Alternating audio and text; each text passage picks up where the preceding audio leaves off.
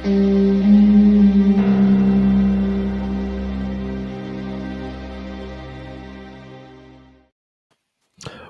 up? What's happening? Welcome back to another episode of the Roll Call Podcast. Joe and I have returned to give you another great episode of Yankees and just everything that's gone down since the Field of Dreams game versus the White Sox. And the Yankees, Joe, we're back, baby.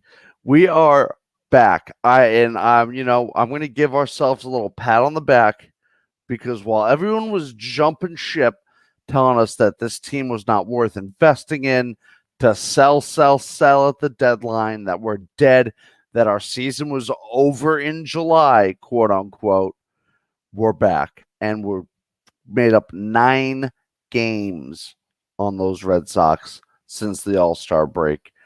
And the Yankees have won 5 straight, 12 out of 15, took 2 or 3 from Chicago. The Field of Dreams game last Thursday, I believe, was an absolute heartbreaker. But since then, Yankees have not lost. This has been an incredible run. Going into the All-Star break, the Yankees were 40-33. And on Keys to the City, I said the Yankees would need to go 50-23. I think, to have a realistic chance of winning the division and making the playoffs. That would be 96 wins. And the idea that the Yankees could play basically 700 baseballs, they were like, they're not going to do that. And I said, this team's talented enough to do it. They've been very inconsistent. I could see why people would not think that they were going to do this. They are 26-11. So they are 25-12 in their last 37 from doing exactly what I said they would and could do. And that would get you to 96-66. And I think that would win you this division. And you know what? The most amazing part about this run is that we're still not even at health-wise at full strength. There was a good 10 days where Garrett Cole and Jordan Montgomery had COVID, and they just bounced back. But then as soon as they start to bounce back, we lose Anthony Rizzo, Gary Sanchez, Glaber got hurt, Gio got hurt. So we're winning these baseball games with not even our full squad. But obviously before the All-Star break, the team was just underperforming. And you could still kind of say we're underperforming at the moment right now, considering the bullpen struggles that we've had, just blowing games. I think we lead the league in 18 blown saves. 18 blown saves. I just want to bring that up right here. 11 blown saves since the All-Star break. That is a mind-numbing stat, considering who we have in this bullpen. Even though Britton was coming back from an injury, and he still does not look like the same old Zach Britton. Chapman he was awful going into the All-Star break, and looked like he was starting to come out of it a little bit post All-Star break, but then he got hurt with that shoulder injury, so he should be coming back. But imagine if the Yankees have not blown, if we win half those blown saves, or just half of them don't even happen, we're maybe like 1 or 2 games away from Tampa Bay, instead of just being tied with the Red Sox, which, I'm happy with, to be perfectly honest. Take half of those losses I mentioned, half of the 18 saves after the 8th inning that they've blown this season, and you're, split it 9-9. You're in first place. So, the Yankees have nobody to blame with themselves. And again, I've been saying, look, these teams in front of the Yankees, and I've been saying it all year. And I know the Red Sox fans, I know I upset some Red Sox fans when I kept telling them that their pitching isn't deep enough and it's not built for 162 games. They were upset that I said that. And now you're seeing what's going on. The Red Sox offense has been phenomenal. The Red Sox offense has been lighting it up. The pitching's been terrible. And I said the pitching was going to be terrible. And, having Chris Sale back certainly going to help them, but the pitching has never been good enough. Yeah, and you don't And really know what you're going to get back with Chris Sale coming off of Tommy John. He's been almost out for like a year and a half. So, I mean, and he's made one start, a good solid start against the O's, given it's against the O's. But that's the first time you've seen him in a year and a half. So you don't really know what you're getting out of him in the first place. And a perfect example of the Red Sox pitching biting them in the ass is that first doubleheader game. They walked the bases loaded after, Tanner Hoke, is that his name? Hulk. Hoke, Yep. whatever his name is. He was pitching not half bad, and Cora pushed the wrong button, uh, taking him out, and therefore leaving that game up to the bullpen. And that, it came back to bite him. So, I mean, yeah, I totally agree. The Red Sox were maybe playing a little bit, I'd say, out of their shoes, but that offense is still really deadly. And going back to just the way the Yankees have been winning games, it seems like every Yankees game that I've been watching, you got to watch down to the wire because it's just either a 1 or 2 run game. And I like as much as it's taking out of like years off my life. Yep. When it's coming to postseason play, this is going to be huge. This is going to be huge. This gives you confidence that this team, come a wild card game or just a tight playoff game, that they're going to get it done. I was literally just on Keys to the City prior to doing the roll call here, and I said that exact thing. When it gets to the postseason, Dylan, we've been frustrated these last couple of years, and everybody always wants to blame the pitching. And last year, everybody wanted to blame Gary Sanchez, who didn't even play, and Aaron Boone. But push comes to shove, this team's problem in the postseason every year since 2017 has been the same. They don't score enough when it matters. The idea that this team is winning all of these close games, that they've also played in the most close games this year, and the fact that they're winning them despite the problems they've had in the bullpen, I think speaks volumes about where this team is headed. This team is getting hot, and it's clicking at the right time. And as you just mentioned a minute ago, Dylan, they're not even back to full health yet. Right? Oh, We're yeah. still waiting for the Riz to get back, and Kluber looks like he'll be coming back. Sevy's still a big question mark. Herman will be back. Yeah, the way this is going to shake out for the Yankees, Gary, I think is came back yesterday rather. Yep. So yeah, this team is getting healthy at the right time. They're pitching well at the right time. The bullpen certainly struggled, but here's what's impressed me the most with Aaron Boone, Dylan. And I'm always on this guy's case. He's decided with that bullpen right now, with Chappie out, Britton playing like garbage, to go with the hot hand. He's put the ball in Albert Abreu's in his hands to close out a game. Johnny Lasagna has the highest WAR of any AL reliever this season. Better than Chappie, better than Greeny, better than Britton.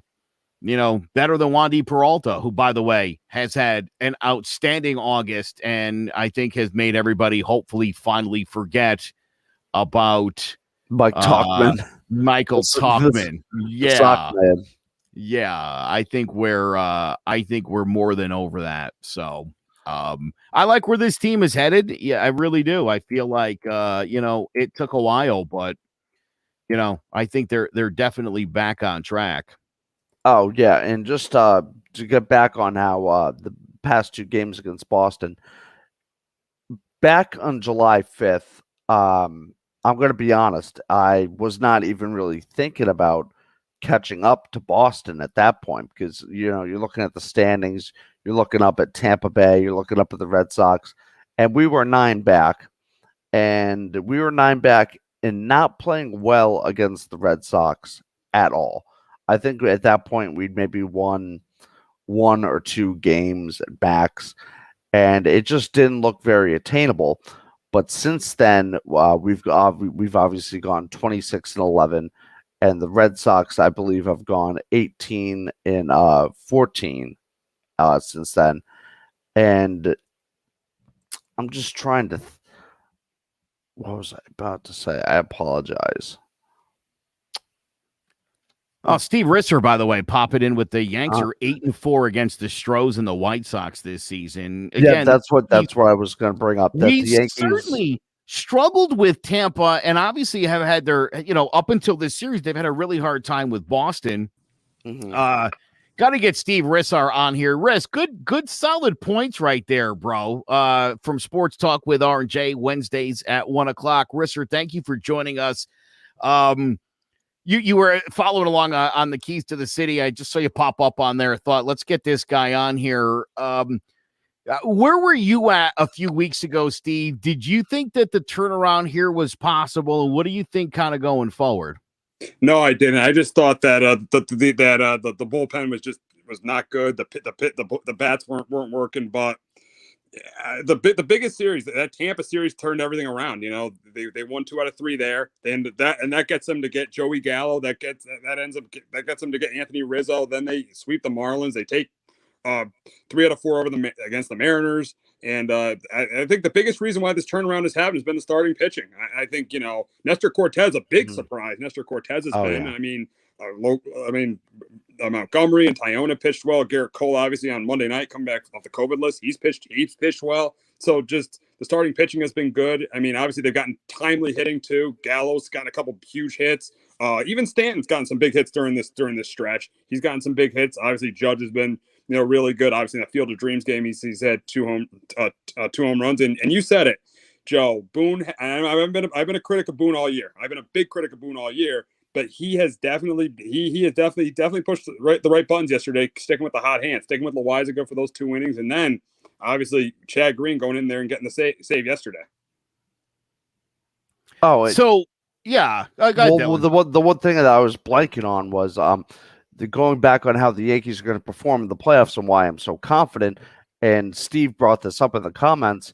Is that just the Yankees' success against the Astros and the White Sox, and historically the Oakland Athletics, if they make a wild card or if they win the division?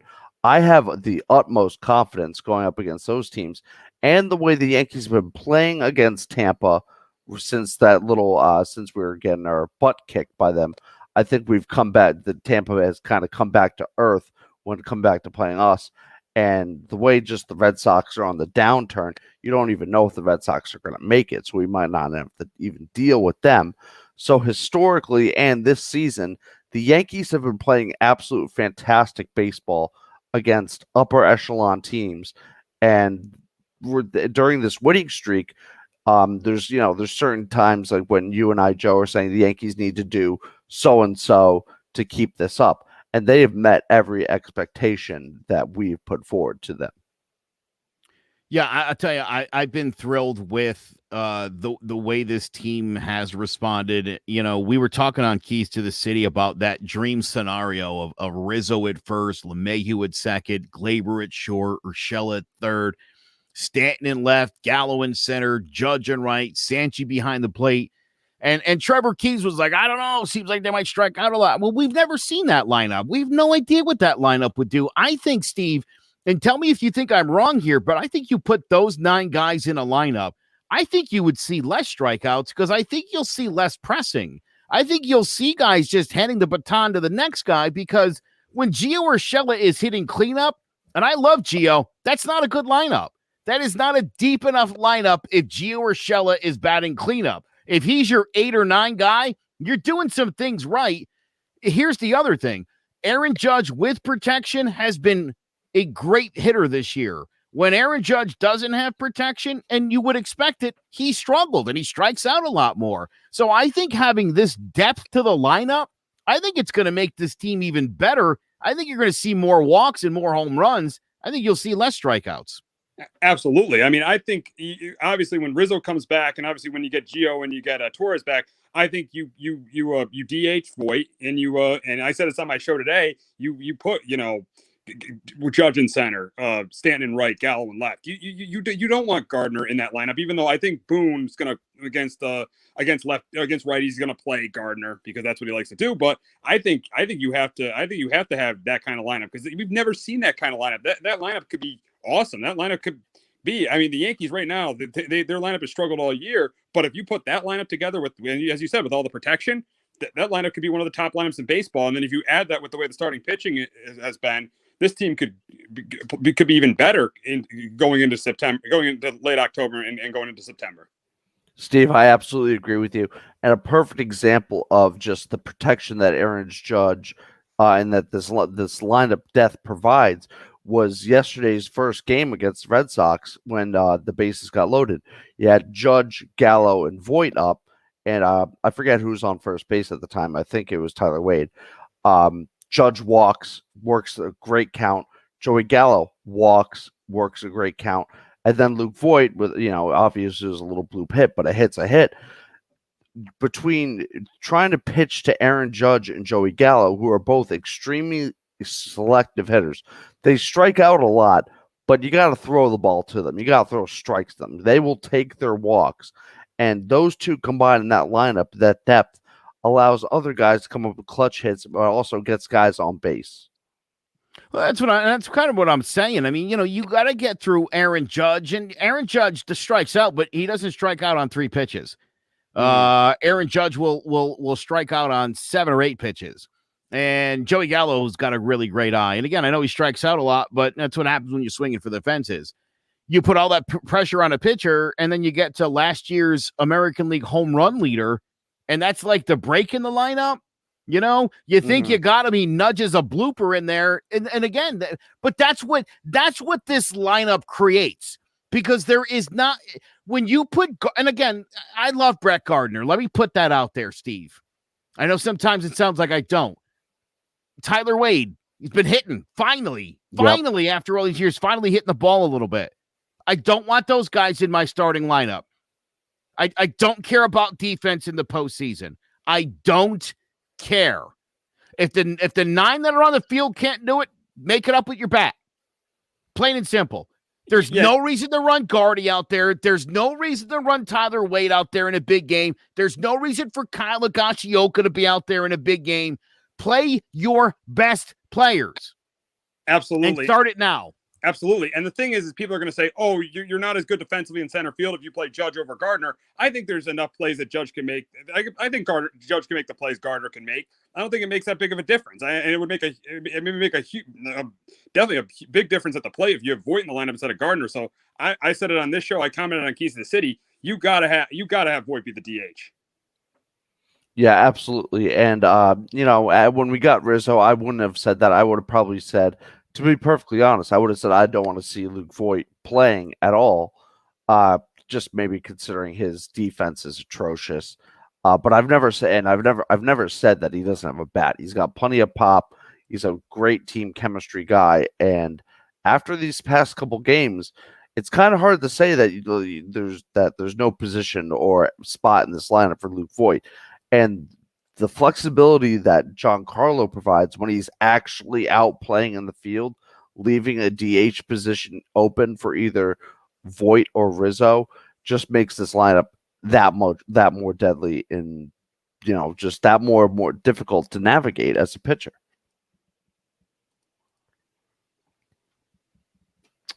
But let's get back to the pitching.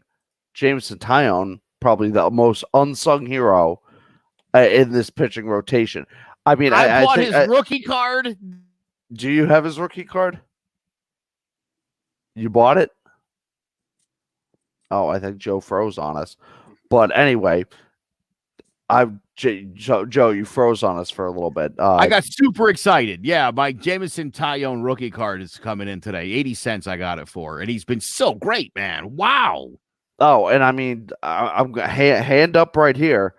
I was not a big fan of Jameson Taillon around April, May, when he just barely could make it out of 3 innings. Oh, I said it on my show. They got to take him out of the rotation when Severino comes back. That's what I said.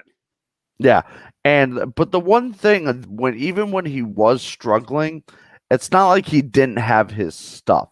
He was still getting a very high strikeout rate. So we were kind of just at least I was wondering what seems to be wrong with Jameson Taillon. He's striking these guys out. And I think what Boone has finally let him do is he's kind of just taken the leash off of Jameson Taillon. It seemed like Boone was just really tied down to keeping him at like maybe 70 pitches per inning. But now he's like as soon as he would run into trouble, he would go to the bullpen. But now, since obviously Jameson's been pitching a lot more, he's giving him more of a leash and allowing him to work out of these problems because, Jameson Taillon eventually, like, he'll let up a bomb or he'll get into a little issue.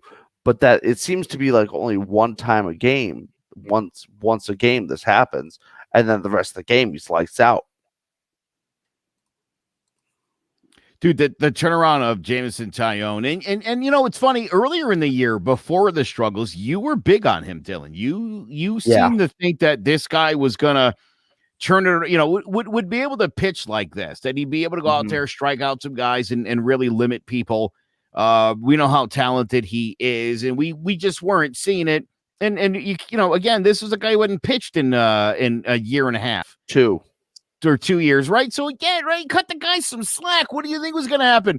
This is what I always say, and I know it's frustrating, the Luis Severino thing, where it looks like it's going to be again a few more weeks before maybe he starts even throwing again. So we'll see what happens. But I say this all the time, Steve. I've been saying this since the roll call started some years ago.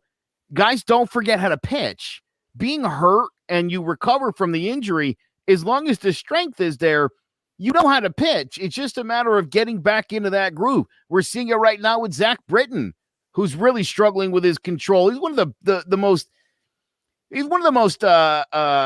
accurate throwers in the game. I mean, this guy doesn't walk people. He can put people on base. He can give up home runs. The sinker's always buried the sinker. That's kind of been his thing. He's struggling right now.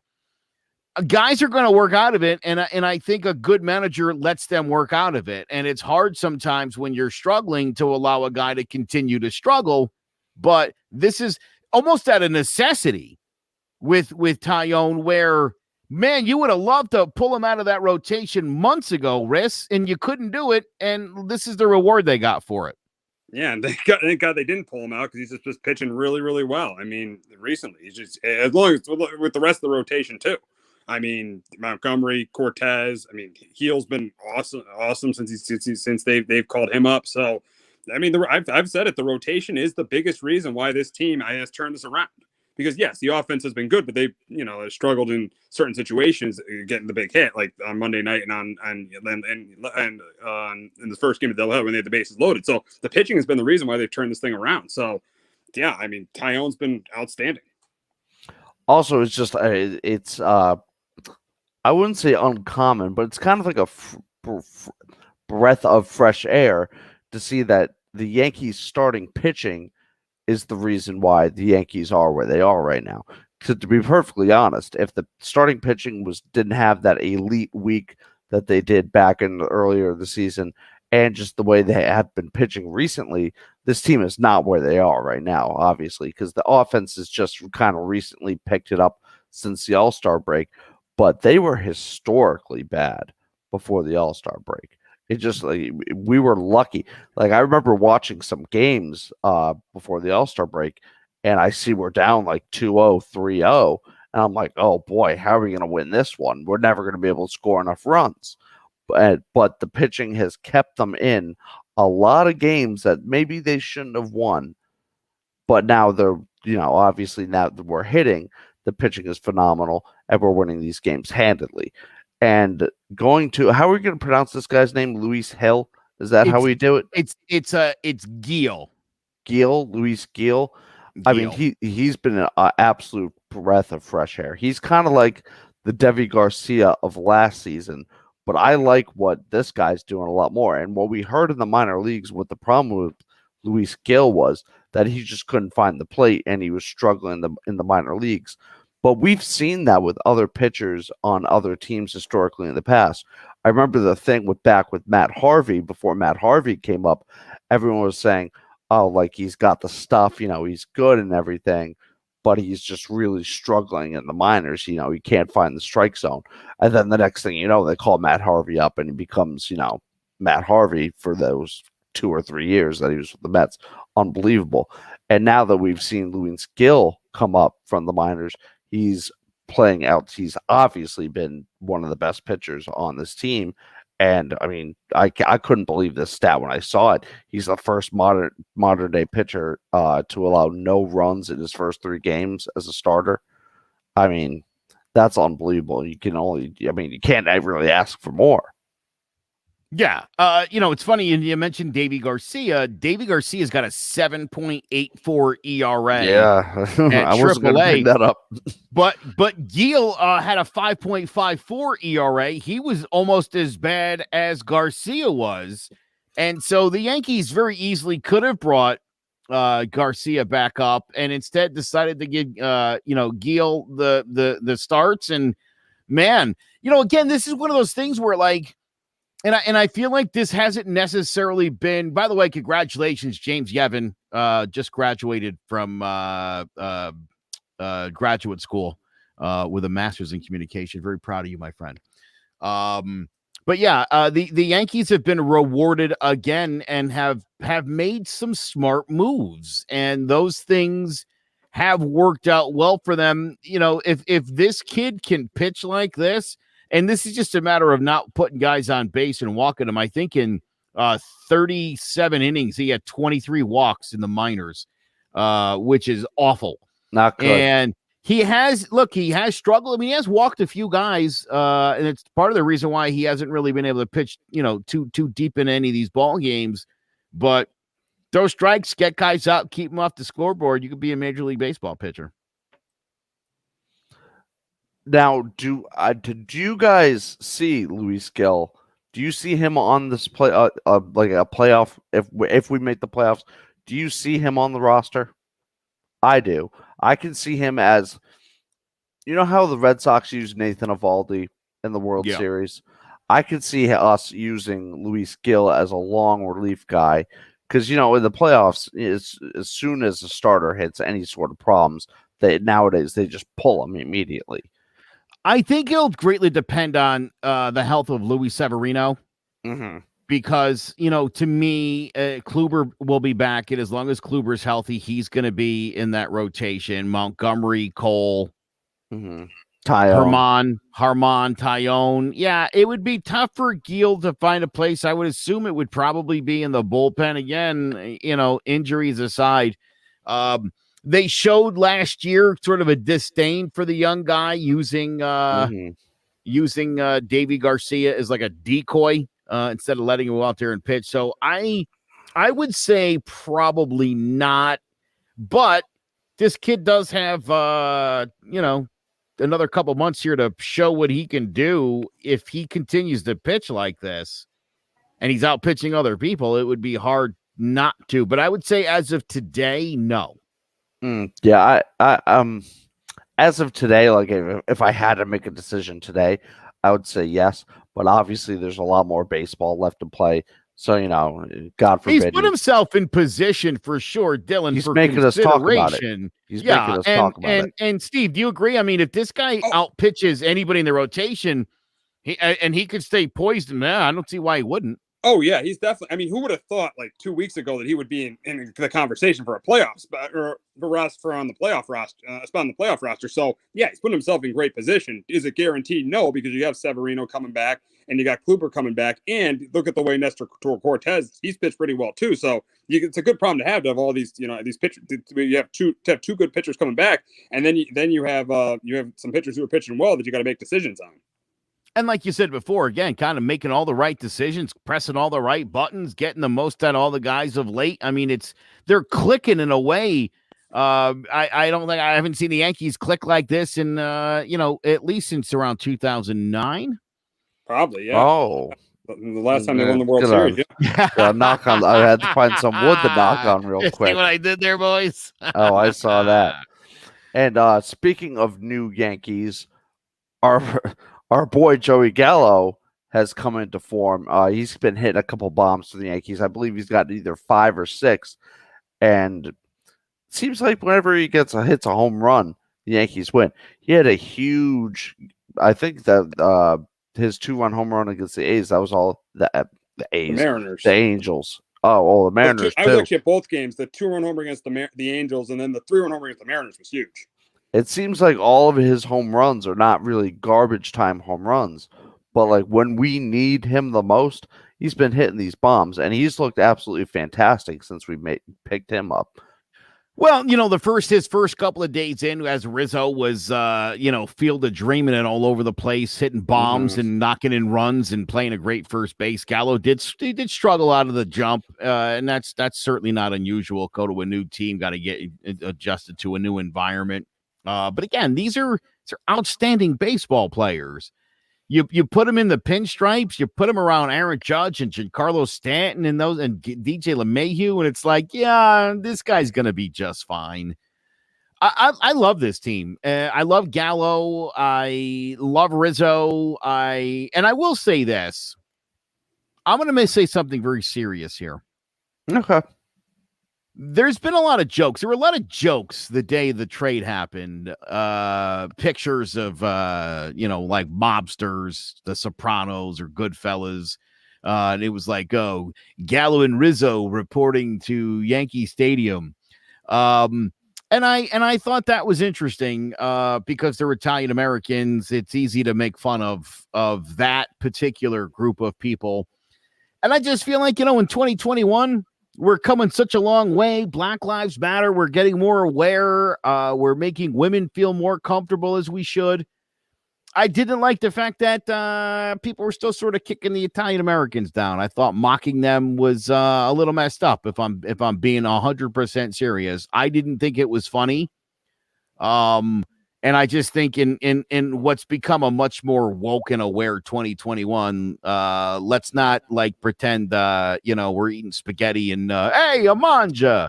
That's disrespectful. You wouldn't do that to any other race or nationality. I just don't think there's a place for it. And I was very disappointed with Twitter and social media at large with the way they handled Gallo and Rizzo coming to the Yankees. Just wanted to put that out there. What I do appreciate, though, is the Italian pride that you do see at the Yankees games. I noticed this the other day when Joey Gallo was around at home after he hit his big home run against the Angels. You see a lot of people going to these games waving Italian flags. And it's nice to see that, obviously New York is the significant Italian-American population. And it seems like the Italian-American Yankees fan base are really embracing Joey Gallo and Anthony Rizzo, and you got to love to see that. Well, listen, Italian-Americans have had a great history with the New York Yankees, DiMaggio and Berra and Rizzuto and Righetti and Cerrone. There's always been great Italian-Americans. I was actually at Italian-American Day in 1985, and that was also the day they retired Phil Rizzuto's number. It was an amazing day. A cow stepped on Phil Rizzuto and knocked him over. Listen, on the one hand, look, I get it. It's a couple of Italian guys playing in New York. That's hilarious, right? But I'm just saying, I just think it, if we're trying to be more socially aware, I don't know, let's not harp on things like that. We got to be progressive. It's 2021. We got to be progressive. You can't. It's this stereotype saying stuff like that's got to stop. Right? I mean, I got to tell you, I'm proud of the Cleveland Indians for getting rid of that stupid red-faced alcoholic-looking Indian thing or whatever the hell that was. Chief Wahoo. Bye. Exactly. Yeah. You don't need that kind of crap anymore. No. Let's move on. Let's just, again, be sensitive. There's no reason to be a dick. That's what it all boils down to. Exactly. Yeah, look, I totally understand. And like when I saw on Twitter, like the first thing people were bringing up was the fact that they were Italian, and like that was the only thing that mattered, not that they were just kind of like looking past that. They were just they're fantastic ball players, and that but first they were looking at, it's a bunch of Italians going to New York to play baseball. Dubs. You know what? And Steve, you brought this up before, but boy, winning 2 out of 3 in that series. Had the Yankees lost the series, they probably don't go out and make those moves for Gallo and Rizzo. And boy, where would they be at if that didn't happen? Which series are you talking about, Joe? Right when they was that Tampa? There was a Tampa series in late July. Yeah. Yeah. It was the one before, because I think Gallo or Rizzo was actually there for that Tampa series. No, 'Cause I but no, remember- Gallo got acquired after the Tuesday win. Gallo got acquired, and then after the Wednesday You're right. win, Rizzo You're got right. acquired. with Rizzo. You're right. You're right. And again, I just wonder if that series would have played out a little differently if that would have changed things. Exactly. If the line of thinking was, forget it, it's too far out. Let's start moving pieces. Yeah, exactly. And then Rizzo has that huge series against the Marlins, and then Gallo has that huge home run against the Mariners to set the tone in that series. Oh, and I mean, as soon as we got Anthony Rizzo, you could see that there was a change of demeanor in that clubhouse. Like, it's a different. Getting Anthony Rizzo as a ball player and what he does on the field is already a plus. But what he brings off the field, that championship mentality, because he knows what it takes to win a World Series. No one else on this team other than Brett Gardner knows what it takes to win a World Series. He's been there. He's playoff proven.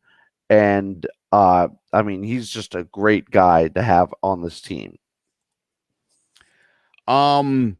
Yeah, listen, I think you certainly want to be surrounded by guys who have been there, and I think that anytime you've got the opportunity to add superstar players, and I found I didn't have a big issue. You guys know Luke Voigt's comments, Yeah, I heard what him, I don't have a problem with that.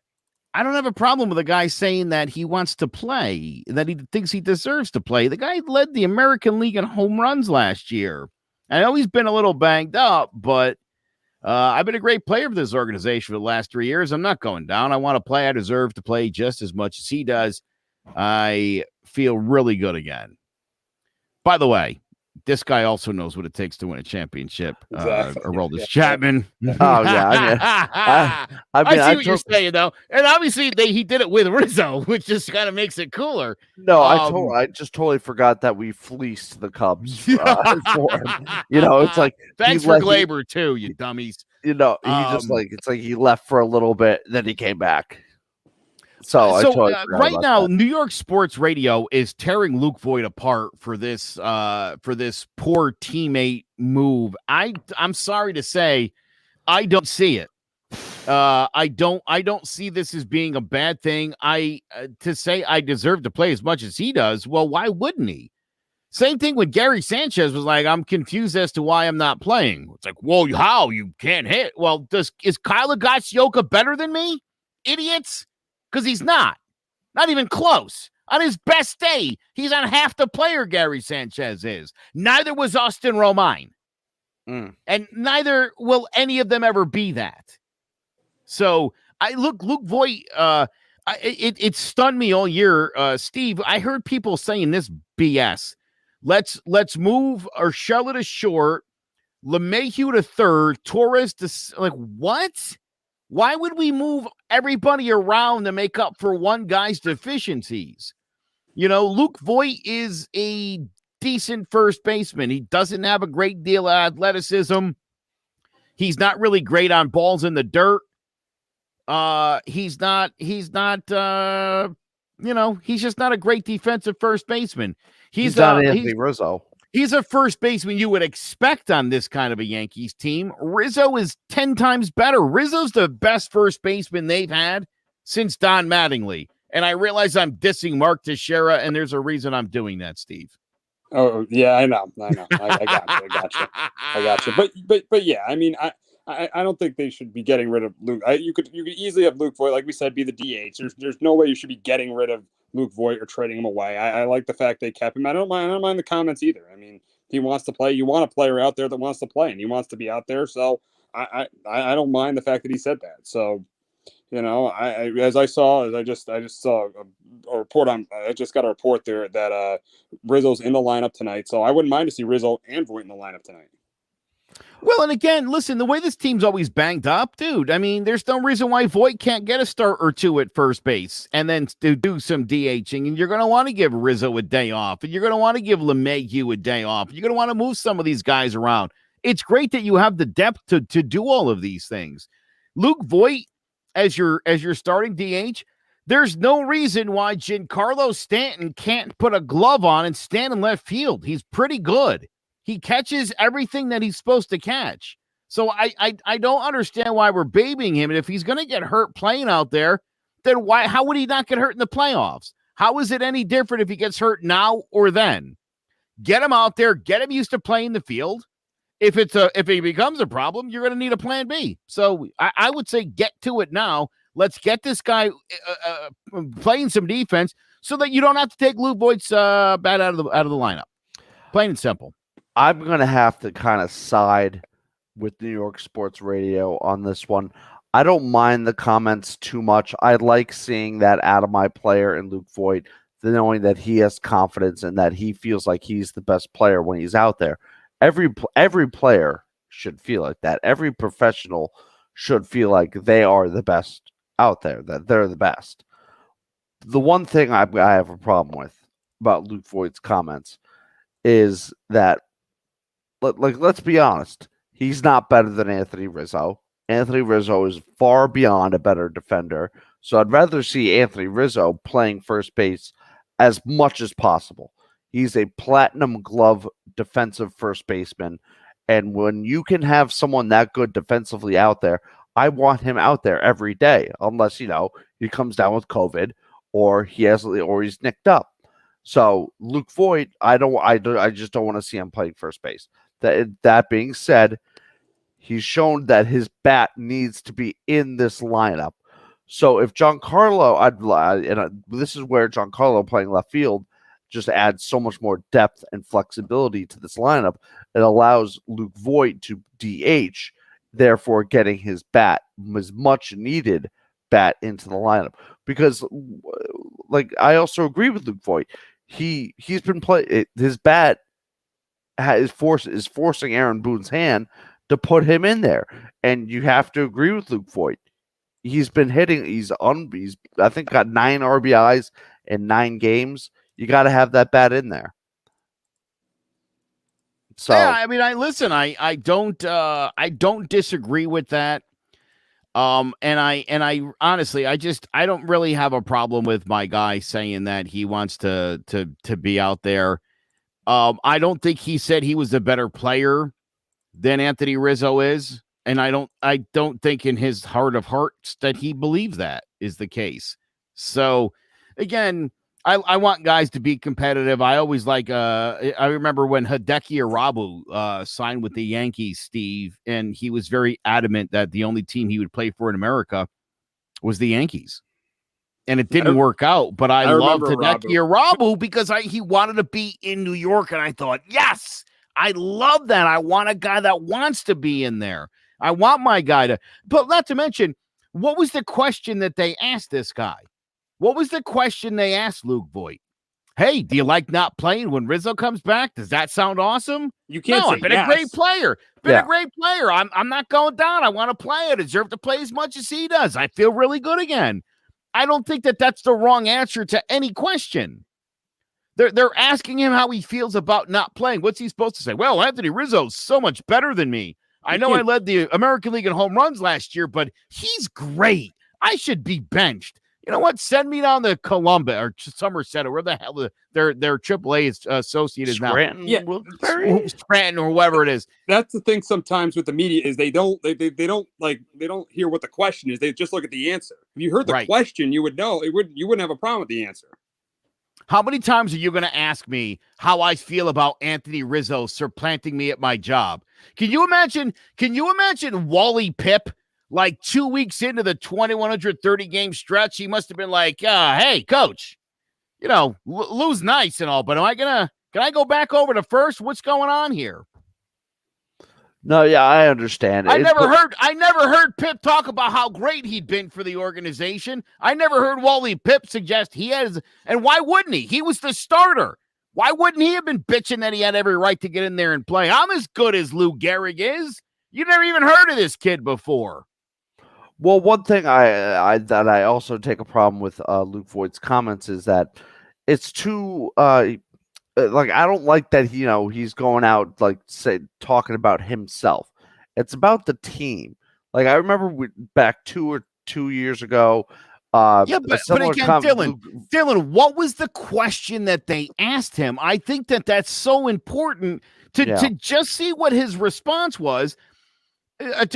Trevor Keys, or Teddy Keys rather, told me that he felt like Luke Voigt's answer was annoyed. And I thought, well, wouldn't you be annoyed if they kept asking you how you feel about getting benched when you're the American League home run champion defending? I don't understand that.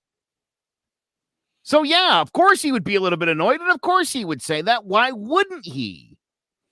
No, I understand why he's annoyed by the question. I just don't like that he's making it about himself. You know what I'm saying? But that was what the question was. The question was about him and how he feels about losing the job. I think he could have handled it in a different way. That's what I'm sure saying. If he thought there was going to be backlash for saying I'm a good player and I should be able to play, I don't think he would have said that. We know he's a great clubhouse guy. We know he's one of the heartbeats of this team. Yeah, I love him. So yeah, I'm going to throw him a pass. I think Michael Kay and the gang, I think they're doing a terrible disservice. It's just something to bitch about on a day where you don't really have much to bitch about because things are going well. And for those clowns who don't want to admit they were down on the Yankees and down on guys like Gary Sanchez and down on guys like Luke Voit and suggesting you take a Gold Glove winning second baseman and put him at first base. I mean, idiots all over the place in New York sports radio. Idiots. You guys want Rodeo Odor to play second more often or Tyler Wade? Give me a break. Yeah, that's the problem. They're so set in their ways that from like 3 weeks ago where they were writing the team off, where they can't, admit they were wrong about, so now the team's winning, they can't just admit they're wrong. Right. Let's go rip on somebody for right. I mean, this is a diversion because the New York sports media 2 weeks ago gave up on the Yankees. That's why. And again, things are going great. Got to find something to bitch about. Got to find somebody to jump all over. They should be apologizing for being so friggin' stupid. I mean, everything I said in April is played out to right now where we are today. I said in April, this team would only be as good as Gary Sanchez was going to be. If Gary sucks, this team's done. And everybody thought this team was done when he got benched in May. And what did I say that day, Dylan, when he got benched? I said, you know what he's going to do? Every time he gets in there, he's going to have to produce. And we've seen him do it. Yep. And now that he's out with COVID, it's been a bit of a scuffle for this team. They've continued to play really well. He comes back. He looked great, by the way. But he looks like he lost a couple pounds, too. He looks like he's in tremendous shape. He was putting some good swings on the ball yesterday. And yeah, Joe, you're absolutely right. Back like when, Gary was struggling, when he was hitting like 155, all we heard was, oh, Kyle Higashioka should be the everyday catcher. There's no way. There's just absolutely no way. And, we've now seen what Kyle Higashioka is. The same idiots who wanted Austin Romine to start, who wanted Mike Tauchman to start over Giancarlo Stanton. If you've ever said either of those things, you're who I'm talking about right now. Yeah. And the funny thing is about that, you look at like Higashioka and Romine's numbers when they have to play every day. They're just not good. Right. Immediately goes to the tank. Within 2 weeks, their numbers are in the toilet. It was funny. I remember Higashioka was hitting 300 and had more home runs than Gary when he took over the job. And not even a month later, he was hitting worse than Gary was. Well, you know what they started doing? They started picking up on what he's not good at. And if you throw Kyle Higashioka a curveball, he'll miss it every single time, just like that dude in Major League.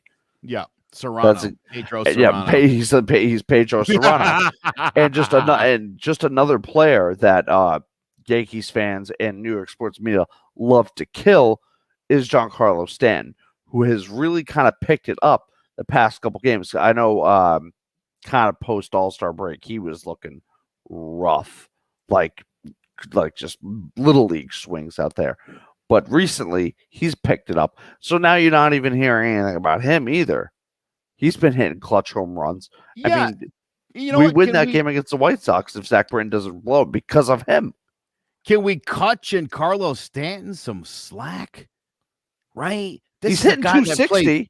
Hold on, right? This is a guy who played 23 games in 2020 and 18 games in 2019. He's played 99 games so far this year, and you know what? He's a little tired. Hadn't been out there very much the last couple of years. Just like Tyone, just like Britton, it takes time to get back to like playing Major League Baseball level. It's not something you could just show up and do. Luke Voit, hurt, struggling, healthy, playing great.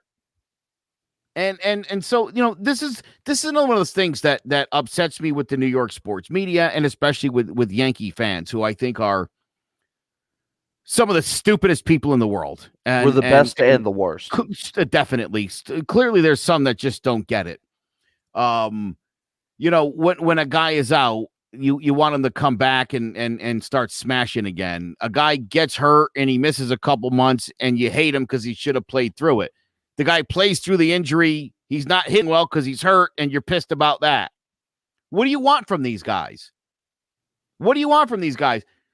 Last year and the year before were two great examples. Aaron Judge played through injuries and struggled, and people were pissed.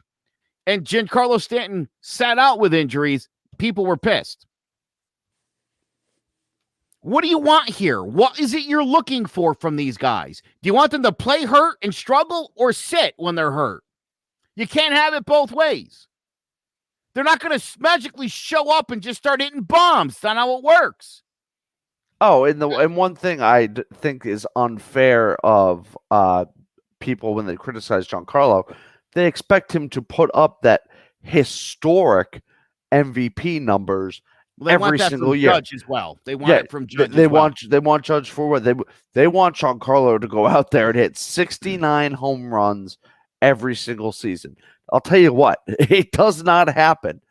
It does not happen at all. And not just for Giancarlo, but for everyone. Just no one does it. And the fact that there's like, oh, why isn't he hitting 60 home runs a year? Well, he's not Babe Ruth.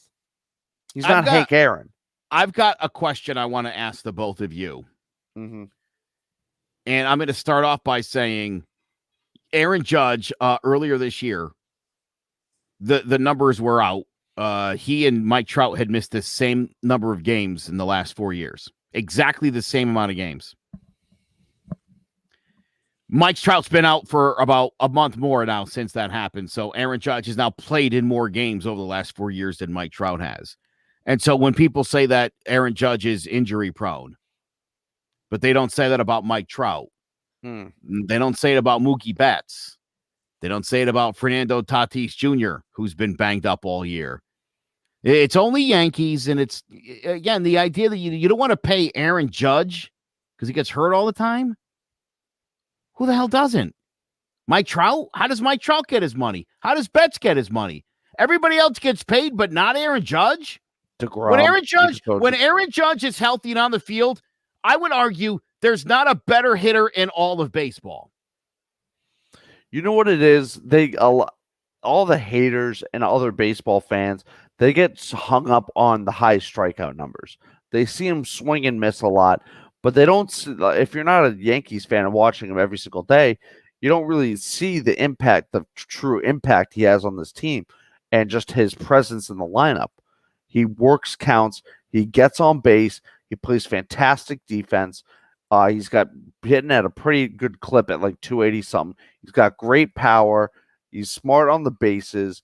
He's a 5-tool player, but because he strikes out so much, and I guess you could, I don't like saying he's injury prone at all, because the injuries he's really gotten are, he got hit by a baseball in that on the wrist, and then that other play, the rib, when he got his ribs hurt, that was on a play that he was diving for a ball, and those are like freak incidents to happen. So minus the freak incidents, he's only really got injured one time, and that was like I think he flexed a muscle or something.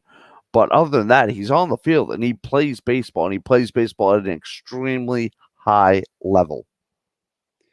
Absolutely. And you have to pay Aaron Judge. I mean, the guy, and I think a reason his numbers haven't been as good is because DJ LeMahieu's not had that as good of a year. And at times he was hitting behind LeMahieu, and he hasn't, and LeMahieu hasn't been getting on base as much. So that's why I don't think I'm going to say his numbers aren't as good, but I still think he's one of the top players in the game. You have to pay him. And the whole injury thing in baseball, there's so many games. You can't worry if a guy gets hurt a ton, because there's just so many games. It's not like football where if a guy gets hurt a lot, yeah, you got to think about replacing him. You see what the 49ers are doing with Jimmy Garoppolo drafting Trey Lance. They have to worry about that. Because in football, your best ability is availability. Baseball, you can miss time and still be ready for the postseason. And say you miss 60 games, you'll still play in 102 games. So injury prone, you really can't worry. You can't worry about guys that get hurt in baseball. You just got to pay. You just got to pay those guys. The Padres are paying Tatis, even though he gets hurt a lot. That's a no-brainer, and I think it should be a no-brainer for the Yankees to pay Aaron Judge. You know what it all comes down to, though. Giancarlo Stanton has played in 17 postseason games for the Yankees since 2018, and like you said, Steve, I don't care how many games that guy doesn't play in the regular season. He's only hit 26 home runs over the last 3 seasons. Okay, a strike-shortened season in a year where he was out a ton. 26 over the last 3 years, 19 this year. When that guy gets to the postseason, this team wins games. Plain and simple.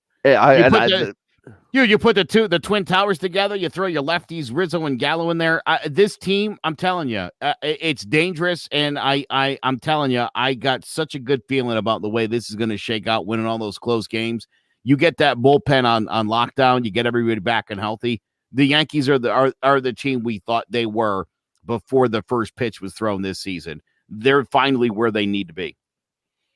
Oh, absolutely. And I mean, we're starting to play to our talent level, which is an exciting thing to see. And we're playing to our talent level, and we've already done damage on the Astros without our, A squad, you could say, or A+ squad out there. So, I mean, that just gives me, at least as a fan, way more confidence going into if the Yankees make the playoffs and what kind of damage they could do. It's starting to look like a World Series squad. You know what I mean? Like, the way we played the White Sox, I'm not scared of the White Sox at all. Even, going into the Field of Dreams series, I was kind of worried about, what are the Yankees going to really do against the White Sox pitching? And they go out there and absolutely smash them. So if we run into the White Sox in the playoffs, I'm not afraid of them. And the way we've handled the Astros this year, not afraid if we run into them.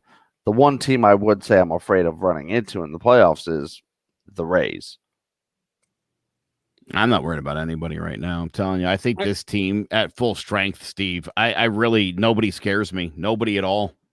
Yeah, I mean, they could beat anyone. Obviously, they're a little bit afraid of the Astros and the Rays because they've had success against the Yankees in the postseason. But those Yankee teams did not have Gallo and Rizzo in the lineup, so it's a better lineup. It should be a better lineup than it was, in 2019 and 2020. So the way they're playing right now, I mean, they're back. Going into the season, they were the favorite to go to the World Series in the American League. They're back to being in that conversation where they're playing right now. And now, looking forward to the next couple series that the Yankees got. We're going to wrap up the Red Sox today. I believe we have Andrew Heaney on the mound. So, I mean, that's going to be rough. He won't be on the postseason. Oh, my God. Please, no. Wait, is he under team control for next year? Or is he a free agent? I don't even want to see him go out today. That's a bad problem to have. I kind of hope he trips on a rock and twists his ankle, and we have to we got to throw someone else out there today because the way he looked against the White Sox, he was throwing borderline batting practice. I mean, it just seems like every strike he throws, someone's hitting it out of the ballpark. So I've had my fill of Andrew Heaney, but he's taking the rock tonight against the Red Sox to wrap it up. Then we got the Twins for 4, which is absolutely fantastic. I love it when we got the Twins, because we've just been killing them for the past 70 years. So I don't expect anything to change there. And then the Yankees, low key, I wouldn't have said this, maybe in the middle of the year. But the Braves have started to pick it up. They're first in the National League East, surprisingly. Well, not surprisingly, because that division is awful. Oh, my God. Imagine being a Mets fan right now. Yeah. Steve Cohen, I don't know. Did you guys see Steve Cohen's tweet today? I've heard about it, yeah. Yeah, it's not good. It's a typical Mets. You can change the owner, you can change the GM, but you can't change the Mets, and that's great. But we got the Braves. I think we go to Atlanta for just 2 games, surprisingly. And then we got the big series, 4-game series in Oakland. Yeah, big 4-game series again in Oakland. So anything can really happen in Oakland because I hate that stadium and just hate the A's in general. But if we can, I expect to get at least 4 out of 6 in these next couple games between the Twins and the Braves. But that will do it for us here at the Roll Call Podcast. Steve, thank you for joining us. That will do it for Dylan and Joe. See you guys next week.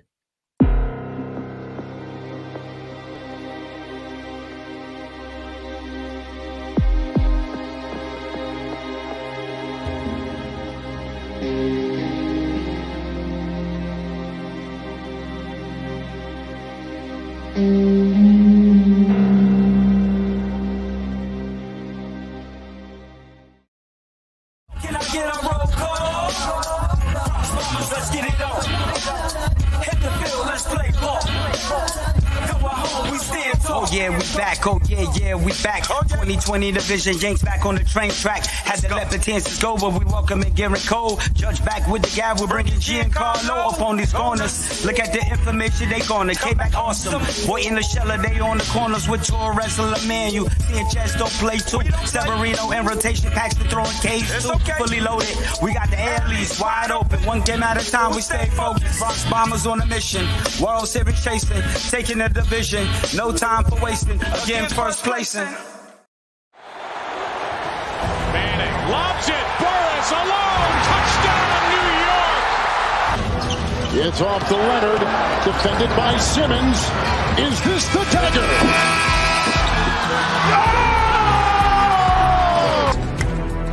High fly ball, right field. Grossman back, track, wall, see ya! Into the second deck. A grand slam the other way for Aaron Judge, and the Yankees are pouring it on. For the latest news throughout the sports world, tune in to Sports Talk with R&J every Wednesday at 1 p.m.